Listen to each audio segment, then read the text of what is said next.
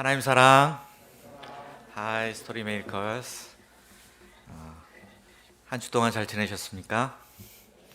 네, 지난주에 제가 말씀 시작하기 전에 했던 말을 기억하시나요? 어떤 말씀 드렸었죠? 네, 자리를 이렇게 꼭 형제가 이쪽에 앉고 자매가 이쪽에 앉을 필요 있느냐, 다음 주에는 좀 섞어서 앉아보면 어떻겠냐 말씀을 드리고, 그때 제가 뭐라고 그랬냐면 아마도 안 되겠죠? 라고 했었는데 역시 제 말이 맞았습니다. 오늘 보니까 뭐 거의 달라지지 않은 것 같습니다. 네. 네. 저는 이제 자꾸 왜 이런 말씀 드렸냐면, 저희는 이게 편한데 이제 혹시라도 예배에 처음 오는 사람이 조금이라도 어색함을 느끼지 않고 뭔가 문턱을 느끼지 않도록 했으면 하는 바람에서 그런 말씀을 드리긴 했습니다만, 쉽지 않을 것 같습니다. 오늘만 말씀드리고 이제부터 접도록 하겠습니다. 오늘 말씀의 제목은 바람과 바다를 잠잠하게 하신 예수님입니다. 요절은 마태복음 8장 26절 말씀인데요. 우리 한 목소리로 함께 읽어보도록 하겠습니다. 시작. 예수께서 이르시되 어찌하여 무서워하느냐, 믿음이 작은 자들아 하시고 곧 일어나사 바람과 바다를 꾸짖으시니 아주 잔잔하게 되거늘. 함께 기도하겠습니다. 사랑이 충만하신 하나님 아버지, 저희를 코로나 사태 가운데 영육간에 지켜주신 것 감사를 드립니다. 이 시간 주님의 이 귀한 생명의 말씀, 보화와도 같은 천국 복음의 말씀을 듣기 원합니다.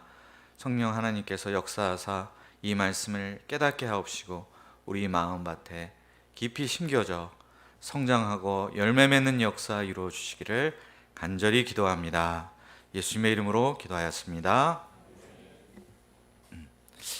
권력과 권위의 차이점에 대해서 들어보신 적이 있으신가요? 막스 베버라는 사회학자는 이렇게 정의를 내렸습니다. 권력이란 무엇이냐? 권력이란 사람들에게 그렇게 하도록 시킬 수 있는 강제력, 이것이 권력이다. 이렇게 정의를 했고, 권위는 무엇이냐? 권위는 정당하게 합법적으로 사용되어지는 권력은 권력을 가리켜서 권위라 한다. 이렇게 정의를 했습니다. 성경에서는 이 권위라는 말을 권세라는 말로 바꾸어서 표현을 합니다. 예수님은 어떤 분이신가? 우리가 여러 가지 측면에서 생각해 볼 수 있는데, 그 중에서 오늘 말씀에서는 예수님의 권위, 예수님의 권세에 대해서 함께 생각해 보고자 합니다. 오늘 말씀에서 예수님께서는 사람에 대해서, 그리고 자연 세계에 대해서, 그리고 영적인 세계에 대해서 자신이 어떠한 권위를 갖고 계신가에 대해서 우리에게 가르쳐 주고 계십니다. 그러면 예수님의 권위, 예수님의 권세는 어떠한 권위일까요? 첫째로, 예수님은 사람에게 어떤 대가를 치르더라도 나를 따르라 라고 명령하실 수 있는 권세가 있으십니다. 18절을 보십시오. 예수님 주위에 수많은 무리들이 에워쌌습니다. 마치 아이돌 스타가 나타나면 그 주위로 수많은 팬들이 몰려들어서 사인을 요구하듯이 그렇게 많은 무리들이 몰려들었습니다. 이때 한 서기관이 나타났습니다. 서기관은 어떤 사람일까요? 이번에 얼마 전에 우리 김현순 사모님께서 4급 서기관이 되셨습니다. 성경에 나오는 서기관은 이 서기관하고 아무 관련이 없습니다. 성경에 나오는 서기관은 성경을 필사하는 사람이고 성경을 연구하고 가르치는 사람을 가리킵니다. 이런 서기관이 예수님께 이렇게 말했습니다. 선생님이여, 어디로 가시든지 저는 당신을 따르겠습니다. 서기관, 대부분 복음서에 보면 예수님에 대해서 상당히 적대적이었습니다. 그런데 이 사람은 자기가 먼저 나와서 예수님 제자가 되겠다고 자청을 하고 있습니다. 얼마나 기특한 일입니까? 게다가 이런 엘리트 지식인이 예수님의 제자 공동체 안에 들어오게 되면 이 제자들의 품격 자체가 한 단계 더 업그레이드 될 수 있는 그런 좋은 기회가 될 수 있었습니다. 그렇다면 여기서 예수님께서 어떤 반응을 보이셔야만 했을까요? 잘 왔다, 웰컴. 네, 안 그래도 우리 제자들이 좀 무식해가지고 말이 안 통했는데 서기관, 너 같은 사람이 제자가 돼야지. 그러면서 예수님이 환영하셨을 것 같습니다. 그런데 실제 예수님의 반응은 어떠했습니까? 20절을 보십시오. 우리 20절 말씀을 다 함께 한 목소리로 읽어보도록 하겠습니다. 시작. 예수께서 이르시되 여우도 굴이 있고 공중의 새도 거처가 있으되 인자는 머리 둘 곳이 없다 하시더라. 인자는 머리 둘 곳이 없다. 무슨 뜻일까요? 베개가 없으시다, 뭐 그런 뜻일까요? 인자는 머리 둘 곳이 없다라는 말은 나의 삶은 일정한 거처가 없이 계속해서 여행을 다녀야 하는 떠돌이 삶이다 하는 의미도 있고, 또 그만큼 가난한 삶이다 하는 의미도 있습니다. 더 나아가서는 사람들로부터 환대를 받지 못하고 배척과 외면을 받는 그러한 삶이라는 것을 말씀하고 계신 것입니다. 스승이고 주님이 되시는 예수님께서 이렇게 머리 둘 곳 없는 삶을 사셔야만 한다면 그를 따르는 제자들 역시 그와 같은 삶을 감수할 수밖에 없을 것입니다. 예수님께서 근데 왜 이 말씀을 하필이면 이 서기관에게 하셨을까요? 이것은 지금 서기관이 품고 있는 헛된 환상과 꿈을 깨트려 주시기 위해서입니다. 서기관은 왜 예수님을 따르려고 했던 것일까요? 이 서기관은 예수님의 그 인기, 어딜 가나 팬덤을 몰고 다니시는 그 인기가 너무 부러웠던 것입니다. 예수님 TV의 그 엄청난 구독자 수와 좋아요 숫자, 이것이 너무 부러웠습니다. 그 아래 달리는 댓글들에 고쳐주셔서 감사해요, 귀신 쫓아주셔서 감사해요, 예수님 말씀 짱이에요, 뭐 이런 댓글들이 줄줄이 달리는 것이 너무 부러웠습니다. 그래서 이 예수님을 따라다니다 보면 그 예수님의 노하우를 습득하게 될 것이고, 그 노하우를 다 전수받게 되면 그 후에 나도 독립해서 나도 예수님만큼 인기를 누리고 예수님만큼 영향력을 끼치는 사람이 될 수 있지 않을까 하는 기대를 가지고 예수님을 따르고자 했던 것입니다. 그런데 이런 장밋빛 환상만으로 예수님을 끝까지 따를 수 있을까요? 인기가 사라졌을 때, 고난이 닥쳐왔을 때, 희생을 감수해야만 했을 때, 그때가 되면 이 서기관은 이렇게 말하게 될 것입니다. 실망입니다. 안 웃으시네요. 예. 안철수 전 대표 흉내낸 건데 아무도 안 웃으셔서 실망입니다. 또 그때가 되면 이럴 줄 몰랐습니다. 제가 뭐 어디가 갈 데가 없어서 예수님 따른 줄 아십니까? 하면서 그 자리에서 굿바이를 하고 떠날 수밖에 없을 것입니다. 이런 사람은 결국 예수님을 끝까지 따르지 못하고 결국에는 도중에서 낙오할 수밖에 없습니다. 예수님은 서기관에게 이런 말씀을 하고 계신 것입니다. 나를 따르려면 안정된 삶을 포기해야 할 수도 있다. 고난받을 각오를 해야 된다. 사람들에게 배척받고 쫓겨날 수도 있다. 왜냐하면 내가 가는 길은 영광의 길이 아니라 십자가의 길, 꽃길이 아니라 가시밭길을 가려고 하기 때문이다. 그런 걸 다 알고서도 이 모든 각오를 하고서 너는 나를 끝까지 따라올 수 있겠느냐? 라고 이 서기관에게 질문하고 계신 것입니다. 이 질문은 동시에 이 자리에 있는 우리들을 향한 예수님의 질문이기도 하십니다. 이제 21절을 보십시오. 이번에는 이미 예수님을 따르던 제자 중에 한 사람이 등장을 합니다. 그가 와서 이렇게 예수님께 청했습니다. 주여, 내가 먼저 가서 내 아버지를 장사하게 허락하옵소서. 이 말을 얼핏 보면은 좀 전에 아버님께서 소천하셨는데 제가 가서 장례식을 잘 치러드리고 얼른 돌아와서 다시 예수님을 따르겠습니다 라는 말처럼 들립니다. 근데 만약 정말 그런 정도의 일이었다면 복음서의 기록조차 될 가능성이 거의 없습니다. 여기서 이 제자가 하고 있는 말은 그런 뜻이 아니라 지금 나에게 연로하신 아버지가 계신데 이 아버지가 돌아가실 때까지 제가 아버님을 잘 봉양하다가 아버지가 돌아가시게 되면 장례를 잘 치러드리고 뒷정리를 다 한 후에 마무리를 하고 다시 돌아와서 예수님을 그때부터 따르겠습니다 라는 의미로 말한 것입니다. 이에 대해서 예수님께서 어떻게 답변을 해주셨습니까? 우리 22절 말씀을 보시고 함께 한 목소리로 읽어보도록 하겠습니다. 22절입니다. 시작. 예수께서 이르시되 죽은 자들이 그들의 죽은 자들을 장사하게 하고 너는 나를 따르라 하시니라. 죽은 자들로 하여금 죽은 자들을 장사하게 하라. 이 도대체 무슨 말인지 알쏭달쏭한 말씀입니다. 이 말씀은 이런 뜻이라고 볼 수 있겠습니다.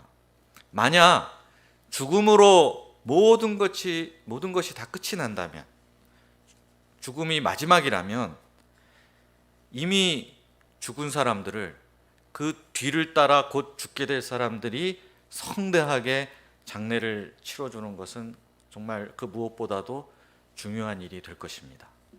그런데 만약 죽음으로 끝이 아니라면, 죽음 이후에 부활이 있고 영생이 있다면 어떻습니까? 그 사람이 아직 죽기 전에 그에게 부활과 영생의 길로 안내한다 하는 일, 이 일만큼 더 좋은 일, 더 중요한 일이 있을 수 있을까요? 예수님의 제자는 어떤 사람들일까요? 예수님의 제자는 죽음을 쫓아다니면서 죽음의 뒤처리를 하라고 부르심 받은 사람이 결코 아닙니다. 예수님의 제자는 어디까지나 사람을 살리는 일에 부르심을 받은 사람들입니다. 예수님께서 베드로를 부르셨을 때 너희는 사람을 낚는 어부가 되리라 라고 말씀하셨는데 그 의미가 바로 이것입니다. 죽음의 바다에 빠져서 허우적대고 있는 사람들을 건져내어 생명의 나라, 하나님 나라로 옮기는 일에 나와 함께 동역을 하자 라고 부르신 것이 사람 낚는 어부가 되라는 부르심의 의미입니다. 물론 이 가족에 대한 의무를 다하는 것은 정말 중요하고 우리가 반드시 해야 할 일입니다. 우리가 할 수 있는 한 최선을 다해서 우리 가족들에 대한 의무를 다해야 되고 봉양해야 될 것입니다. 그러나 이것이 아무리 중요하다 하더라도 이 예수님의 부르심에 더 앞설 수는 없습니다. 예수님의 부르심, 제자로의 부르심보다 더 우선순위를 가질 수는 없습니다.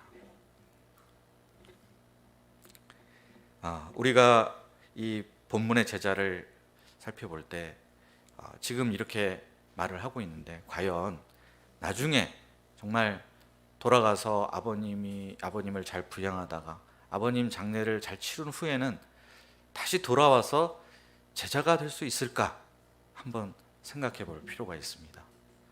아버님 장사를 지내고 다 정리를 했습니다. 그 다음에 이 제자는 이런 말을 할 것이 거의 저는 확실하다고 봅니다.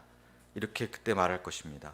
주여, 내가 먼저 가서 내 어머니를 장사하게 하옵소서 라고 말할 것입니다. 그리고 어머니가 돌아가신 후에는 주여, 내가 먼저 가서 내 아들이 다 클 때까지 잘 키우게 해 주십시오.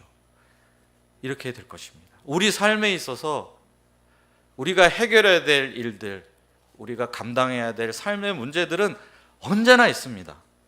그리고 이 모든 문제를 다 해결하고 다 처리한 다음에 그 후에 예수님 따르겠다 이렇게 한다면 결국 아무도 예수님을 따를 수 있는 사람은 없을 것입니다. 예수님을 따르는 일은 미루고 계속 결국 미루게 될 것입니다. 그러다가 결국에는 자기도 무덤에 들어가게 되고 또 그 누군가가 그의 장례식을 치러주게 될 것입니다. 지금까지 본 이 두 사람을 보면 참 저는 안타까운 마음이 듭니다. 한 사람은 자기가 먼저 자청해서 예수님의 제자가 되겠다는 소원이 있었고, 또 한 사람은 이미 제자가 돼서 예수님을 따르던 사람입니다. 예수님의 제자가 될 뻔했던 사람들인데 결국에는 그 마지막 고비를 넘지 못하고 그 문턱을 넘지 못하고 도중에 낙오하고 말았습니다. 예수 그리스도의 제자가 된다는 것, 사람 낚는 어부가 된다는 것, 한 영혼의 목자가 된다는 것, 정말 세상 그 어떤 것보다도 의미 있고 아름답고 가치 있는 일로서 흠모할 만한 일입니다. 그런데 이 길은 동시에 고난이 있고 아픔이 뒤따르는 길입니다. 희생과 수고와 헌신이 필요합니다. 여유 있고 안정된 삶을 포기해야 하는 순간이 올지 모릅니다. 사람들에게 무시와 배척과 외면을 당할 수도 있습니다. 캠퍼스 폴리스에게 학교에서 쫓겨날 수도 있습니다. 그뿐만이 아닙니다. 가족들에 대한 의무와 예수님의 부르심 사이에서 충돌이 일어나서 이것 때문에 심한 마음고생을 해야 하게 될 수도 있습니다. 기독교에 대해서 적대적인 가정에서 내가 가장 먼저 예수님을 믿게 되었다면 가족들의 반대가 불길처럼 일어날 것이 너무 뻔합니다. 제가 그런 케이스라서 이런 과정을 저도 겪은 바가 있습니다. 그리고 여기 계신 분들 중에 많은 분들이 그런 경험을 해보셨을 것입니다. 또 하나님의 부르심이 있어서 아프리카 선교사로 가겠다 이렇게 나서면 가족들이 어떤 반응을 보일까요? 내 두 눈에 흙이 들어가기 전에는 절대 안 된다 하는 그런 반응을 보일 가족들이 아마도 대다수일 것입니다. 심지어는 하나님 믿고 예수님 믿는 부모라 할지라도 말리고 절대 안 된다라고 이렇게 나올 수도 있습니다. 그러면 이렇게 여러 가지 고난도 있고 또 가족들과의 충돌도 생길 여지가 있으니 아예 처음부터 제자도를 포기하는 것이 나을까요? 예수님의 부르심을 외면해야 할까요? 우리 삶 속에서도 비록 그 길이 힘들고 또 가족들에 대한 의무를 뒤로 하고 어쩔 수 없이 나서야만 하는 그런 상황들이 얼마든지 생길 수 있습니다. 예를 들어서 우리나라에 전쟁이 일어난다면 어떻습니까? 전쟁이 일어나면 동원 대상에 포함된 사람들에게 모두 소집 명령이 내려지게 됩니다. 그러면 그 순간 지체 없이 지정된 부대로 입영을 해야 됩니다. 제가 신혼 때 이 동원 통지서가 왔습니다. 그래서 제가 제 동역자에게 그거를 보여주면서 전쟁 나면 나 여기 의정부에 있는 여기로 가야 된다 이렇게 말했더니 갑자기 동역자 얼굴빛이 싹 바뀌더니 굉장히 그 진지한 얼굴로 날 버리고 진짜 갈 거야? 라고 물었습니다. 그때 제가 가야지 그럼 안 가면 법에 저촉되는데 가야 돼 그랬더니 그때 삐져가지고 제 동역자가 그 달래주느라고 한참 걸렸습니다. 그런데 어쩔 수 없습니다.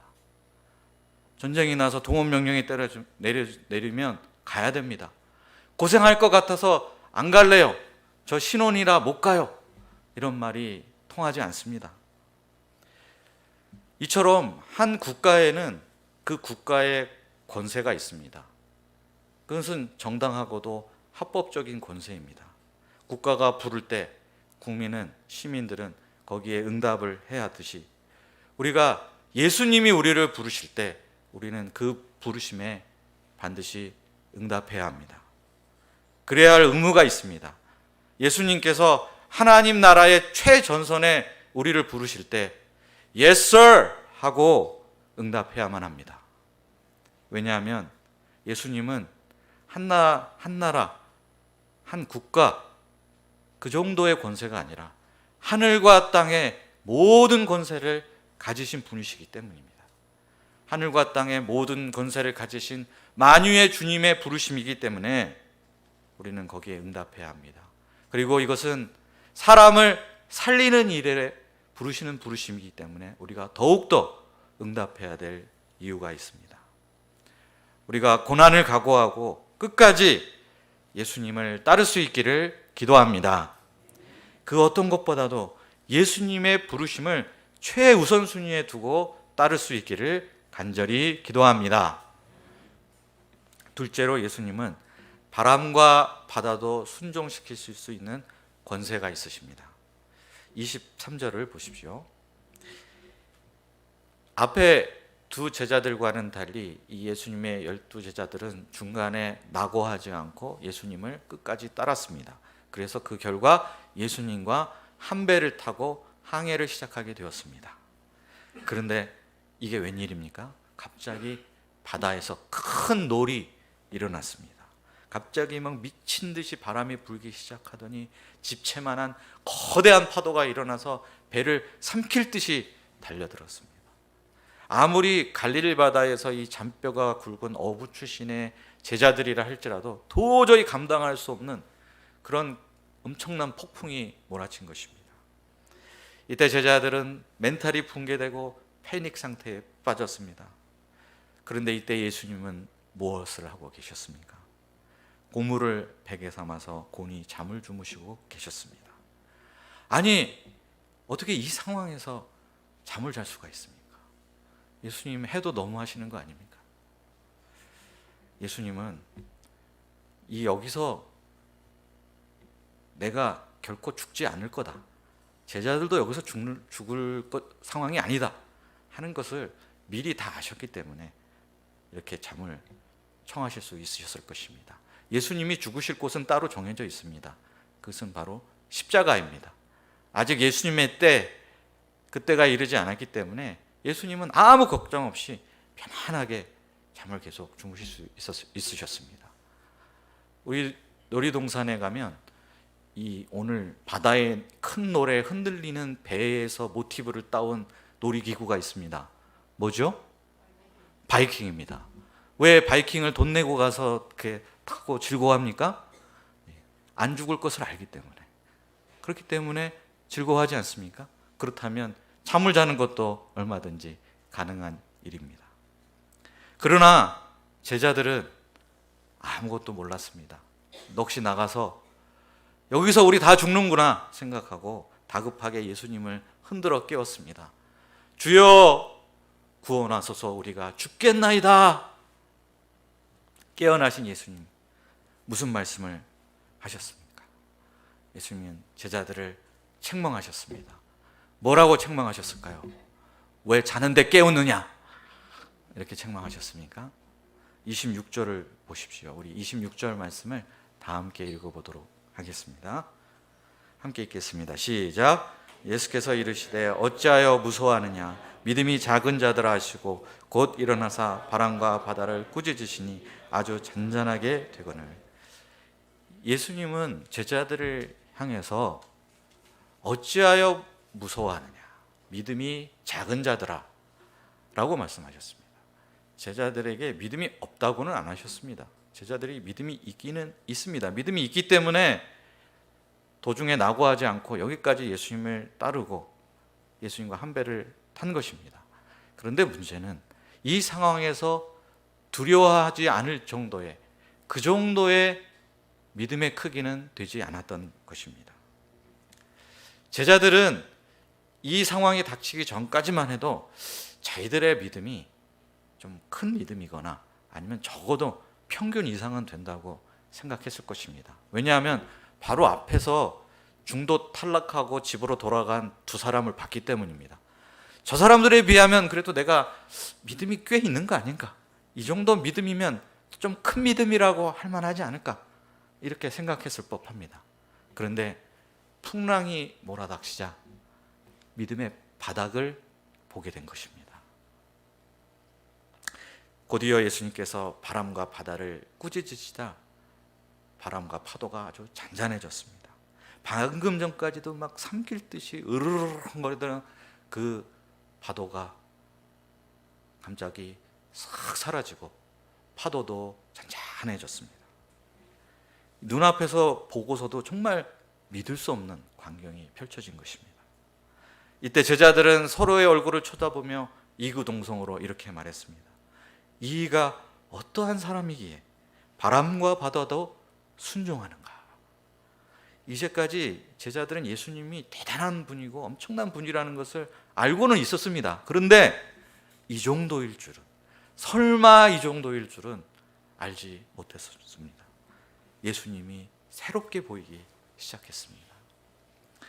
아마도 이 순간이 제자들이 예수님의 신성에 대해서, 예수님이 그저 대단한 사람 정도가 아니라 이 땅에 오신 하나님이 아니실까 하는 것에 처음으로 눈을 뜨게 된 계기가 되었을 것입니다. 왜냐하면 바람과 바다를 순종시킬 수 있는 분은 이 바람과 바다를 창조하신 창조주만이 내리실 수 있는 명령이고 권세이기 때문입니다. 제자들의 인생을 무엇에 비유할 수 있을까요? 오늘 본문에 나온 우리 이런 상황을 따온다면 제자의 인생이라는 것은 예수님과 한 배를 타고 예수님께서 지시하시는 방향으로 항해를 떠나는 여행길이다. 이렇게 비유할 수 있을 것입니다. 근데 이 여행을 출발할 때 우리는 이런 기대를 가질 수 있습니다. 이 여행이 예수님과 함께하는 여행이고 또 우리가 가고자 하는 길도 예수님이 지시하신 방향을 따라서 가니까 아마도 이 길에는 별 일이 없을 것이다. 순풍에 돛을 단듯이 아주 순적하게 쫙 나갈 것이다 하는 기대가 생길 수 있습니다. 그런데 그렇지가 않습니다. 이 여행길에도 거센 풍랑이 몰아닥칠 때가 있습니다. 갑자기 사고를 당하기도 하고 예기치 않게 질병을 얻기도 하고 실직을 당하기도 하고 사업 실패를 겪기도 할 수 있습니다. 분명히 예수님과 함께 하고 있고 예수님이 가자고 해서 가는 길인데 왜 이 길에 이런 일이 벌어질까? 우리는 그 순간 굉장히 당황하게 됩니다. 그리고 이러다 망하는 거 아닐까 하는 두려움이 들고 불안해지게 됩니다. 이때 주님께서 얼른 나셔가지고 뭔가 내 앞에 있는 문제들을 척척척 다 해결해 주시고 이러셨으면 좋을 것 같습니다. 왜냐하면 주님이 함께 하신다고 약속하셨기 때문에 그런 일들이 금방이라도 일어날 것 같습니다. 그런데 막상 아무 일도 안 일어납니다. 그럼 우리는 이때 이런 생각을 하게 됩니다. 혹시 주님이 주무시고 계신 건 아닌가? 그리고 야속한 마음이 듭니다. 왜 내 그 고통과 이 어려움을 외면하시는 겁니까? 왜 계속 주무시고 계십니까? 하면서 원망하는 마음이 들게 됩니다. 그러면 주님께서 왜 제자의 인생길에 이런 풍랑을 허락하시는 것일까요? 오늘 말씀을 보면 이 풍랑에는 세 가지 의미가 있다는 것을 알 수 있습니다. 첫째는 풍랑 속에서 제자는 기도를 배우기 때문입니다. 평소에 기도를 안 하던 사람도 이런 인생의 풍파를 만나면 그때 기도하게 됩니다. 간절히 예수님 붙들고 의지하고 기도하면서 기도의 세계로 한 걸음 더 들어가게 되는 계기가 됩니다. 둘째로 풍랑 속에서 자기 믿음의 한계를 발견하기 때문입니다. 삶이 평온할 때는 내가 신앙생활에 별 문제도 없고 내 믿음이 좋은 줄로 흔히들 착각합니다. 그런데 이런 풍파를 만나게 되면 내 믿음이라는 게 겨우 요 정도밖에 안 되는, 한 줌밖에 안 되는 믿음밖에는 내게 없었구나 하는 것을 그때서야 깊이 깨닫게 됩니다. 그래서 더 겸손해지고 더 배워야 되겠다, 더 성장해야 되겠다 하는 문제의식을 비로소 갖게 됩니다. 세 번째는 풍랑 속에서 예수님이 누구신지를 깨닫게 되기 때문입니다. 예수님을 풍랑 가운데 풍랑이 지난 후에 새롭게 발견하게 됩니다. 여기서 새롭게 발견한다는 말이 예전에는 전혀 몰랐던 예수님에 대해서 알게 된다, 그런 의미가 아닙니다. 알기는 알았는데 그냥 성경을 통해서 배워서 머리로는 알고 있었지만 정말 과연 그러한 분이신지 내 삶의 실존적인 경험과 체험으로는 잘 알지 못했던 그 예수님을 만나게 되는 계기가 바로 우리 삶에서 이와 같은 인생의 풍랑을 만나게 되었을 때입니다. 풍랑은 이처럼 우리에게 눈을 열어주는, 우리의 이 감겼던 영적인 눈을 뜨게 해주는 계기가 될 수 있습니다.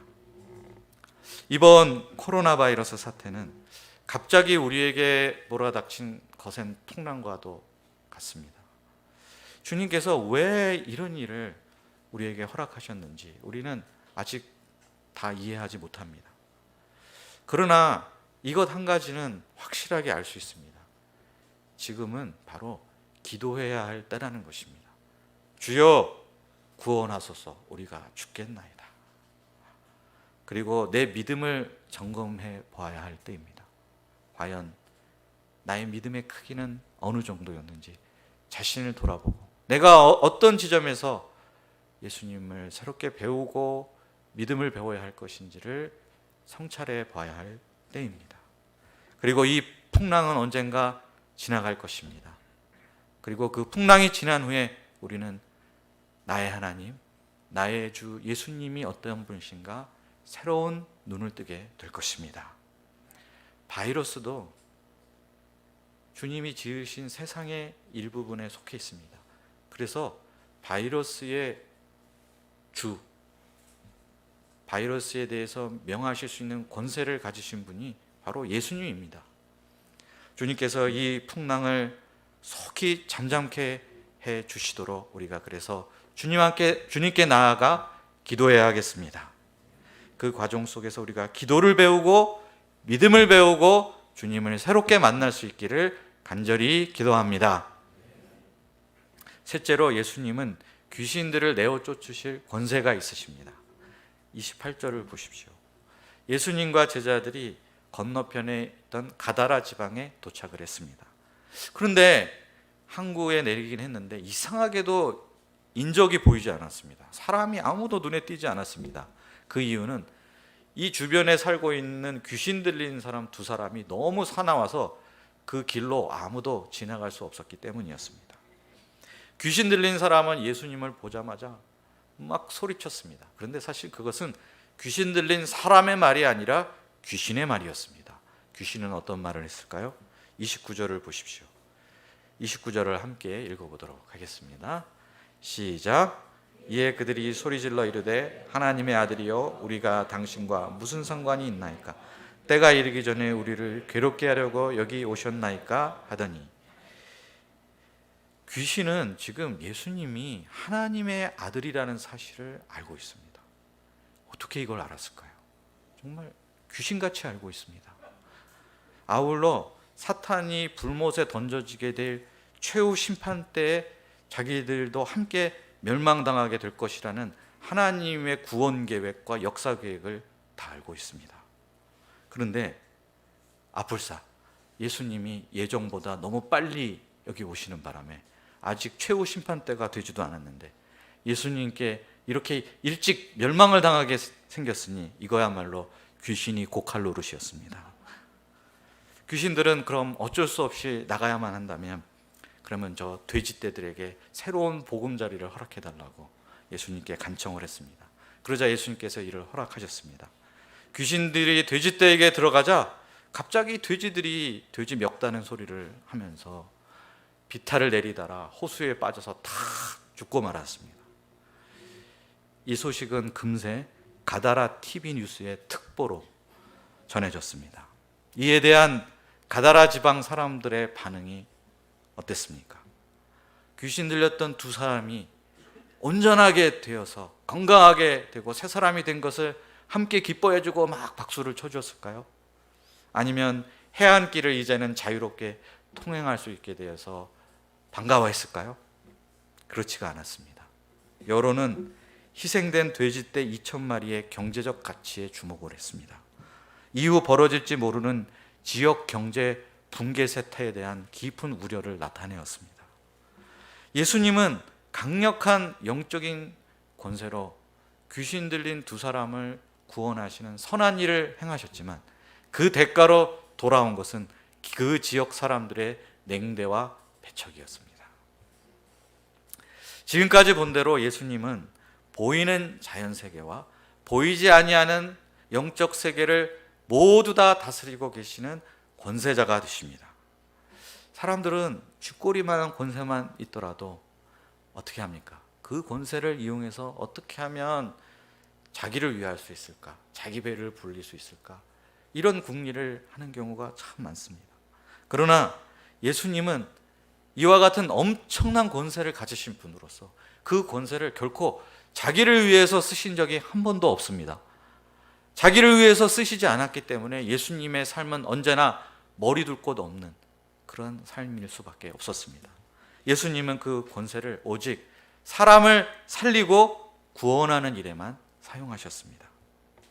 이 예수님께서 너도 와서 나를 따르라 이렇게 우리를 부르고 계십니다. 그리고 예수님과 함께 한 배를 타고 항해를 함께 하자고 우리를 초청하고 계십니다. 그 항해 도중에 우리는 거센 풍랑을 만날 수도 있고 귀신 들린 이상한 사람들을 만나게 될 수도 있습니다.